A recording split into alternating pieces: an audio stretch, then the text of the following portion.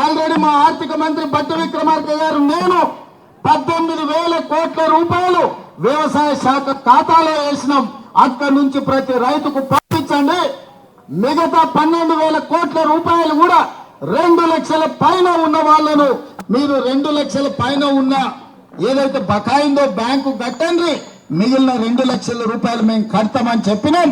మా రెవెన్యూ మంత్రి గారు కూడా మాట చెప్పిన. ఇవాళ అంటుండు శ్రీనివాస్ రెడ్డి గారు ఇంకా 12,000 మళ్ళా కడతామన్నాడని. భట్టి గారు 7,000 కోట్లే మేము ఇచ్చినామన్నారని. అన్ని తప్పుడు రాతలు, కారు కూతలు. అందుకే రైతులకు నేను ఒక్కటే మాట చెప్పదలుచుకున్నా. రోడ్డు ఎక్కాలెందుకు, ధర్నా చెయ్యాలెందుకు, మీకు ఆ కష్టం ఎందుకు వచ్చింది?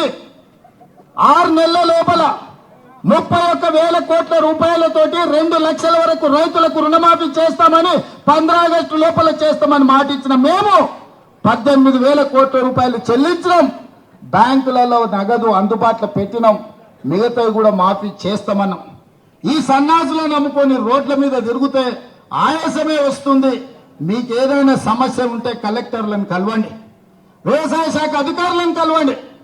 ఈ ప్రభుత్వం ఉన్నదే మీకోసం. ఈ ప్రభుత్వం మీ సమస్యలను పరిష్కరించడానికి ఉన్నది. ఈ ప్రభుత్వం ప్రజాపాలనది. ప్రజలకు అందుబాటులో ఉన్నాం. పొద్దున్న లేస్తే వేలాది మందిని మేమందరం కలుస్తున్నాం. నేను అడుగుతున్న ఇవాళ తెలంగాణ సమాజాన్ని, ఎన్నడైనా 6 నెలలకు ఒక్కసారైనా కేసీఆర్ ముఖం చూసినారా?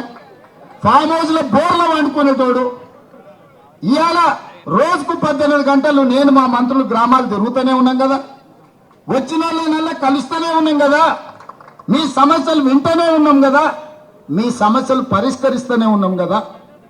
మీరు ధర్నా చేయాల్సిన అవసరం ఏముంది? నిరసన తెలపాల్సిన అవసరం ఏముంది? ప్రభుత్వం విననప్పుడు, ప్రభుత్వం మీ మాట ఏం జరుగుతుందో కనుక్కోనప్పుడు మీరు నిరసన తెలపచ్చు, ధర్నా చేయొచ్చు, రాస్తా రోకో చేయొచ్చు. కానీ ప్రభుత్వమే మీ దగ్గర ఉండి ప్రభుత్వం వింటున్నప్పుడు, ప్రజాపాలన జరుగుతున్నప్పుడు, ప్రజాభవన్లో ప్రజల సమస్యల్ని వారంలో 2 రోజులు మా అధికారులు, మా చిన్నారెడ్డి గారు తీసుకుంటున్నప్పుడు మీకెందుకు కష్టం రైతులారా అని నేను చెప్తున్నా. అందుకే 10 ఏళ్ళు మిమ్మల్ని దోసుకెత్తినారు.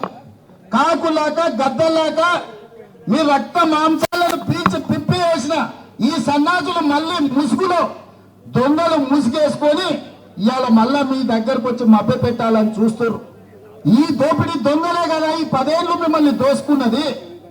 ఈ కేసీఆర్, ఈ హరీష్ రావు, ఈ రామారావే కదా మిమ్మల్ని కొల్లగొట్టింది. ఆ కొల్లగొట్టిన సన్నాసులను 6 నెలల కింద మీరే కదా బొందబెట్టింది.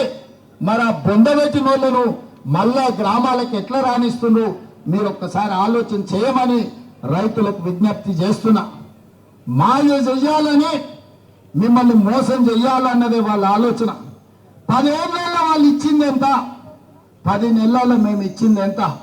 అమరవీరుల స్తూపం దగ్గర చర్చ చేద్దాం రాండి.